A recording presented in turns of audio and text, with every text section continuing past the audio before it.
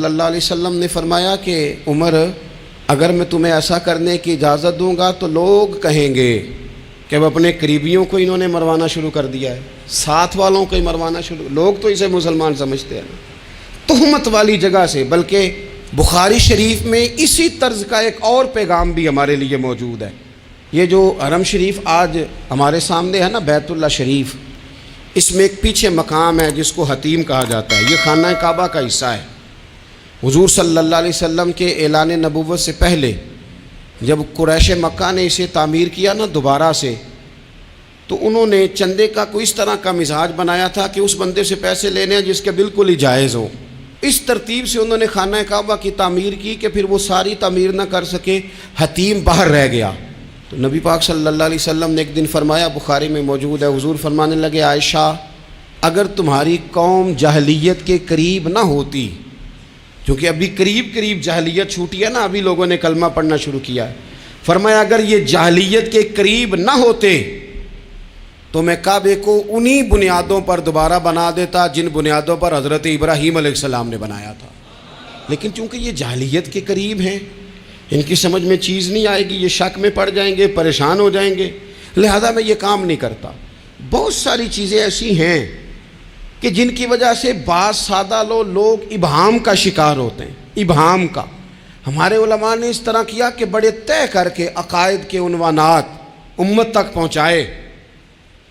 ہر آدمی ہر شعبے کا اسپیشلسٹ نہیں ہوتا، بہت سارے لوگ باتیں مریض کے سامنے کرنے والی نہیں ہوتی، وہ صرف لواحقین کو بتانے والی ہوتی۔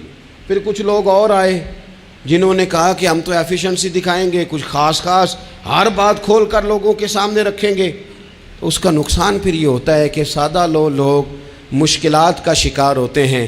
وہ پھر جب کہتے ہیں ہر چیز ڈسکس کر لینی چاہیے تو پھر باتیں دور نکل جاتی ہیں۔ پھر لوگوں نے انبیاء کرام علیہم السلام کی اجتہادی خطاؤں کو ڈسکس کرنا شروع کیا۔ ربنا ظلمنا انفسنا، اگر حضرت آدم یہ لفظ کہیں تو ان کے لیے تو ٹھیک ہے، لیکن اگر کوئی غلام اور امتی اور بیٹا اٹھ کے یہ لفظ کہے تو اس کے لیے ٹھیک نہیں ہے۔ تو میرے عزیز ایسے کام نہ کریں جس کی وجہ سے بلا وجہ بحث کا۔ ہمارے یہاں کچھ لوگوں کو شوق ہے خبروں میں رہنے کا، وہ ایسی باتیں چھیڑتے ہیں جن سے نہ وہ خبروں میں رہ سکیں۔ میں نے دیکھا ہے وہ کہتے ہیں جی میں نے کوئی انوکھی بات کرنی ہے۔ بھئی انوکھی بات کرنے سے بندہ مشہور تو ہو جاتا ہے۔ ہمارے زمانے میں مشہور ہی وہ ہوتا ہے جو دوسروں سے ذرا ہٹ کے بات کرے، انوکھی کرے۔ وہ ہمارے لطیفہ لکھا ہے نا، ایک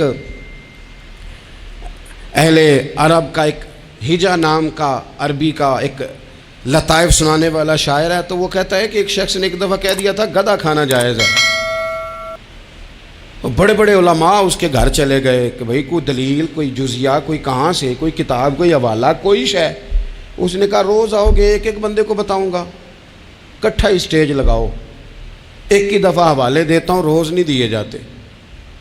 وہ اسٹیج لگ گیا، دنیا جمع ہو گئی، جنہوں نے کبھی ٹائم نہیں نکالنا، تو یہ ذرا انوکھی بات جو کر رہا تھا، تو سارے لوگ آ گئے۔ تو وہ اسٹیج پہ چڑھا تو کہنے لگا مجھے جانتا کوئی نہیں تھا، چلو اب بدنام جو ہوں گے تو کیا نام نہ ہوگا، اب قیامت تک کہو گے تو صحیح نا۔ وہ اس مولوی دے گھر جنہیں ایک بار آکھیا نہیں سی گدھا کھانا جائز ہے، چلو بدنام جو ہوں گے تو کیا۔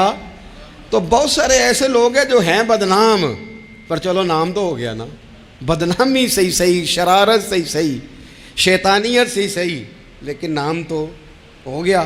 تو اس لیے کوئی ایسا انوکھا کام جس سے لوگوں کی، میں آپ سے بڑی گزارش عرض کروں، اعلیٰ حضرت بریلوی رحمۃ اللہ علیہ نا، لالٹین کے اندر مٹی کا تیل جلایا جاتا ہے ہمارے ہاں، تو مٹی کا تیل ظاہر ہے اس سے بدبو آتی ہے، تو مسجد میں وہ جلانا جائز نہیں تھا۔ تو ایک صاحب ارنڈی کا تیل لائے، وہ خوشبو والا ہوتا ہے، وہ لا کے انہوں نے نا اعلیٰ حضرت بریلوی رحمۃ اللہ علیہ کو لالٹین میں ڈال کے دیا اور کہا کہ یہ مسجد میں اس کو جلاتے ہیں چونکہ اس کے اندر سے خوشبو آتی ہے، بدبو نہیں آتی۔ تو وہ جو شرعی عذر ہے نا، حضور نے فرمایا کہ جمعے والے دن غسل کر کے آؤ تاکہ کسی کے پسینے سے ایک دوسرے کو تکلیف نہ ہو۔ کچا لہسن پیاز کھا کے مسجد آنا اس لیے منع کر دیا گیا کہ منہ کی بدبو سے تکلیف ہو، تو مسجد میں کوئی ایسی چیز جو بدبو کا باعث بنے منع ہے۔ اب انہوں نے وہ تیل لا کے لالٹین میں ڈالا جس سے خوشبو آتی تھی اور لالٹین بھی روشن ہوتی تھی۔ تو اعلیٰ حضرت فاضل بریلوی رحمۃ اللہ علیہ اپنے اس خادم سے فرمانے لگے کہ اب لوگ تو آئیں گے نا، تو ہمارے علاقے میں تو ساری دنیا مٹی کے تیل سے ہی چلاتی ہے، تو اب آپ نے ایک خوشبو والا تیل لا کے ڈال تو دیا ہے اس کے اندر لالٹین میں، پر یہ لوگوں کو بتائے گا کون کہ یہ تیل وہ نہیں ہے؟ لوگ تو یہاں سے دیکھ کے جائیں گے اور جا کے کہیں گے کہ اتنے بڑے عالم کی مسجد میں اگر جل رہا ہے تو ہم کیوں نہ جلائیں؟ تو فرمانے لگے وہ شخص کہ حضور پھر حال کیا ہے؟ فرمانے لگے آپ فرضوں کا سلام پھیر کے دعا سے پہلے لالٹین کے پاس کھڑے ہو جائیں، اور جو بندہ گزرے اسے بتاتے جائیں کہ یہ مٹی کا تیل نہیں، یہ مٹی کا تیل نہیں، یہ مٹی کا تیل۔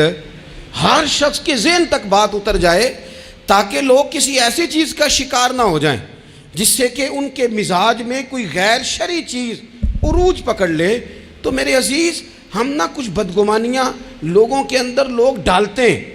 ہمارے ہاں بالخصوص پاکستان میں جب سے سیاسی فرقہ واریت شروع ہوئی ہے، سیاسی، ہماری قوم کا مزاج اتنی بری طرح خراب کیا گیا ہے۔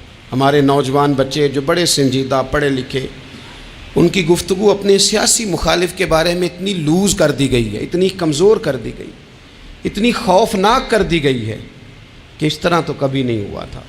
یہ مزاج جو لوگوں کو دیا جا رہا ہے، قومیں اپنے اخلاق کے طور پر زندہ رہتی ہیں۔ بد اخلاقیاں کبھی بھی انسانوں کو اونچا کر سکتی، پیچھے رہ جاتے ہیں لوگ۔ تہذیب کسی سوسائٹی کا حسن ہوتا ہے، اور اگر ایک سیاسی مخالف کے لیے آپ کا یہ والا مزاج بن جائے، اپنے سیاسی قد کو اونچا کرنے کے لیے آپ ان چیزوں کا سہارا لیں، یہ درست نہیں ہے۔ اخلاقی رویے میں کہوں گا کسی بھی سیاسی جماعت سے وابستگی ہے وہ 100% رکھے جو اس کی سمجھ میں آتی ہے، لیکن اپنے اخلاقی مزاج کو کبھی کمزور نہ ہونے دے، اخلاقی رویہ کبھی کمزور نہ ہونے دے۔ یہ کیسے ہو سکتا ہے؟ دیکھیں، ابو جہل، ابو لہب، عتبہ، عتیبہ، شیبہ، وہ وہی باتیں کر سکتے تھے جو ان کے مزاج کی تھیں، جو آج تک لوگ کسی بھی دیندار کے بارے میں کرتے ہیں۔ تو انہوں نے وہی باتیں آ کے کی تھی جناب ابو طالب کے ساتھ۔ انہوں نے کہا تھا کہ اگر معاذ اللہ ان کو دولت چاہیے تو ہم دیتے ہیں۔ بڑے سے بڑے مخلص آدمی پر آج لوگ دعویٰ نہیں کرتے کہ دولت کے لیے لگا ہوا ہے، انہوں نے کہا دولت چاہیے تو دیتے ہیں۔